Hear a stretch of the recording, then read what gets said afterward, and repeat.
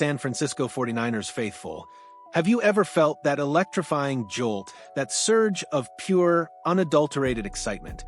When your team, seemingly out of nowhere, makes a move so bold, so unexpected, it sends tremors through the entire league? The kind of move that makes you question everything you thought you knew about the offseason? Well, buckle up, because the whispers from the Bay Area are no longer whispers, they're a roaring declaration.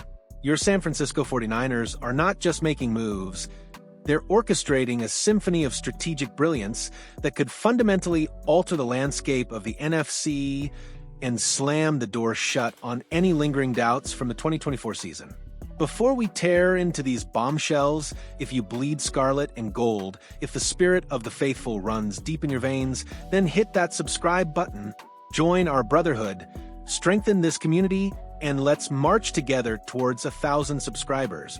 Share this with every 49ers fanatic you know. Let's make sure everyone's in on this. What's up, faithful? All good. Welcome back to another video here on your go-to news and analysis channel, the 49ers Insider Report. I'm rolling in this Sunday with a truckload of news, hot takes, and everything about the Bay Area's most dominant team, our San Francisco 49ers. Today, we're tearing into 4 bombshells, shaking the faithful brotherhood. A new coach promising to transform the defense into a nightmare maze, hot rumors linking Chase Claypool to a controversial Deebo Samuel replacement, whispers of a monstrous addition from Cleveland, and an unexpected name poised for a breakout season. But will it be enough to keep the legacy alive? Let's rewind to 2024 for a moment. You know that feeling of walking into a game, already knowing what's going to happen? Opposing quarterbacks against the 49ers had exactly that, and for good reason. The defense was predictable, almost robotic. It was like watching a bad magician doing obvious tricks. The safety barely moved, the blitz was telegraphed, and Nick Bosa was getting double-teamed every single snap. The result? Mediocre. Offenses looked like they were playing against high schoolers. But that's over, because now the Red Wall has a new commander, Robert Saleh. And if you remember what he did with that 2019 defense, buckle up. Saleh isn't just one of the best defensive coordinators in the NFL, he's a strategist who loves to mess with quarterbacks' minds. The core idea of his system is disguise. Before the snap, the defense shows one thing. After the snap, it's something completely different. Safeties move late, confuse the QB's reads, force hesitation. And in a league where every tenth of a second matters, that can be enough to turn into a sack or an interception. And it doesn't stop there. Forget always sending the same 4 linemen. Saleh will bring linebackers, nickelbacks, and even secondary players on blitz packages that will look like a jigsaw puzzle. Sometimes it'll look like 7 guys are coming, but only 4 get there. Sometimes only 4, but the wrong ones, which leaves the quarterback lost and the offensive line out of position. And you know what that means? A free Bosa. And when Bosa's free, chaos erupts. Just a reminder, with Sorensen, the 49ers looked like a team playing with the manual open. Opponents already knew what to expect. With Saleh, every snap is Russian roulette for the other side. And the expectation is that this change will directly impact turnover ratio, third downs, and of course, the psyche of rival offenses. Remember how that defense suffocated opponents in 2019? Saleh was there. Now, with even more pieces in hand, he can elevate this group to a level we didn't even see that season. But the big question is, does the current roster have enough football IQ to absorb and execute all this complexity? Because if not, it could turn into a mess. And that leads us directly to another point of tension, the offense. Because while the defense promises to become a deadly puzzle, the offense is going through an uncomfortable transition, and there's a name floating around behind the scenes that could be the key or another ticking time bomb. Would you trust your future to a player who hasn't stepped on the field in 2 years and became a punchline on 3 different franchises? Well, that's exactly what's being considered in San Francisco. Chase Claypool, the same guy who flamed out with the Bears, disappeared with the Dolphins, and didn't even touch the field for the Bills in 2024, is now appearing as a potential reinforcement for the 49ers. And the craziest part? It actually makes sense. But hold your horses, because this story has more layers than it seems. First, the context. The 49ers offense lost Deebo Samuel, traded to create cap space after Brock Purdy's massive contract extension. Brandon Ayuk, our biggest hope in the receiving core, is still recovering from a brutal knee injury. That leaves Jawan Jennings and rookie Ricky Pearsall as WR1 and WR2, two good names, but raw to lead a Super Bowl-bound campaign on their own. In this scenario, Chase Claypool fits almost like a low-cost miracle. He's athletic, has a rare physical presence, 6 feet 4 inches, 235 pounds, and flashes that still make scouts salivate. And most importantly, he wants to prove he still belongs in the NFL. In a recent post, he said he's faster and stronger than ever and ready to let his actions do the talking. Sounds like cheap motivational talk, maybe, but sometimes that's what a player needs to resurrect. And that's where Kyle Shanahan's magic comes in. If there's a head coach capable of extracting the unexpected from discredited players, it's him. Claypool can be used as a gadget player, lining up emotion in the slot, even on jet sweeps if needed. He'll never replace Deebo, but he can confuse defenses and open up space for the running game. What's more, he costs almost nothing. For a team that needs immediate depth and is tight on cap space, it's a logical move. But logical isn't always safe. Claypool has a history of attitude problems, low consistency, and disappearing acts in key moments. Will he be a juiced-up Kendrick Bourne or just another Dante Pettis with hype? The answer could define the 49ers' offensive balance. And the wildest part, if he performs, he might even take pressure off Ayuk's return. But if he flops, it'll be another weapon that never fires. So, I want to hear from you. Would you take this risk? Or have these kinds of bets gone wrong too many times around here? And if Claypool really comes, is the front office preparing another even bigger move? Maybe at another crucial offensive position? Because a certain tight end in the AFC North is getting attention behind the scenes in the Bay Area, imagine an offense with George Kittle on one side and David Njoku on the other.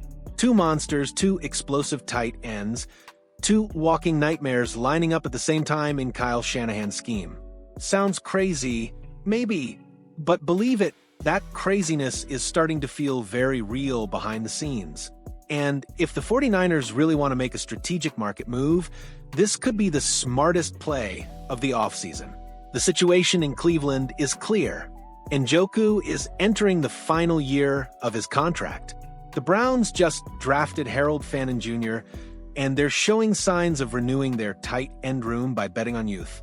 Keeping Njoku for another year and then losing him for free? Not strategic at all.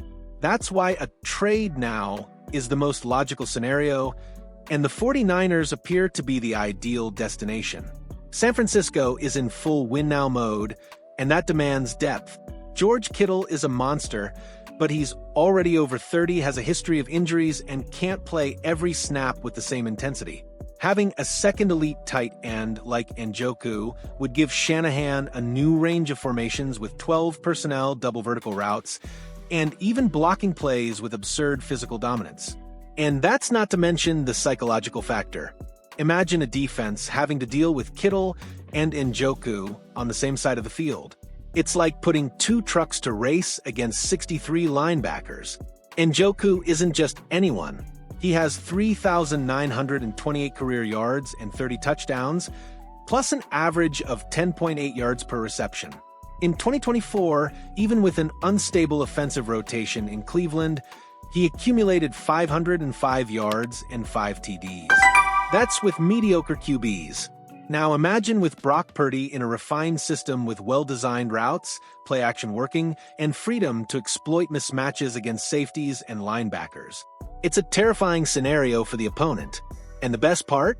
Njoku blocks well, lines up in multiple positions, and accepts the dirty work, which perfectly matches the red and gold philosophy. The big question is, how much would it cost? A 2026 third-rounder, a rotational player, plus a conditional pick. Nothing that compromises the future, especially if the goal is to hoist the Lombardi Trophy now. But the doubt lingers. Will the front office dare to pull that trigger?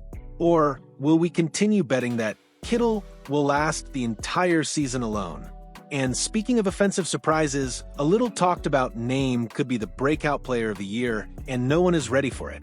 You blinked and might not have even noticed, but the 49ers' most explosive weapon might not be Brandon Ayuk nor George Kittle, nor even McCaffrey, but rather a name most fans still haven't learned to pronounce correctly, Isaac Guerendo.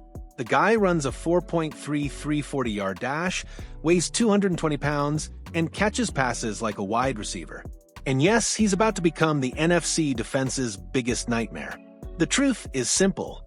The 49ers offense is at a delicate turning point.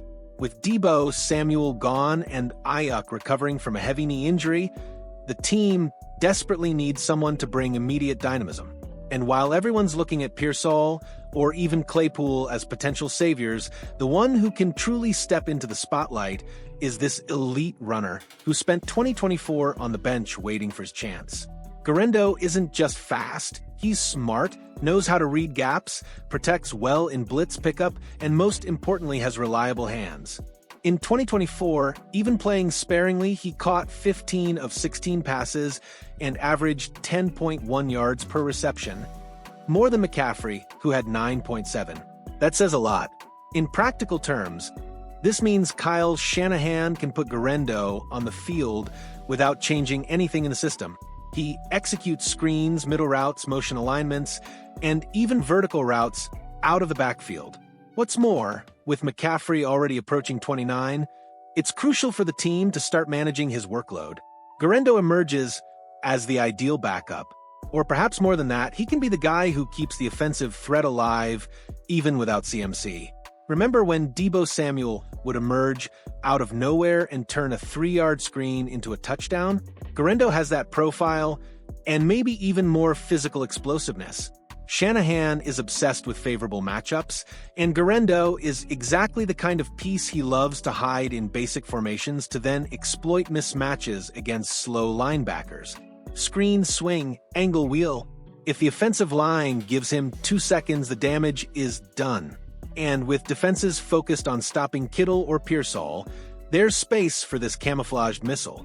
The question now is, will Shanahan have the guts to give him the ball in decisive moments, or will we waste another rare talent due to excessive conservatism? One thing is for sure, if Guerendo explodes, no one is holding back this offense. But even with all of this on the radar, the question that has lingered from the beginning remains, are all these adjustments and bets enough to keep our legacy alive? The 49ers are at a brutal crossroads, a defense reborn under Robert Saleh, an offense full of bets and unknowns. Claypool could be redemption or disaster. Njoku would be the ultimate bold move.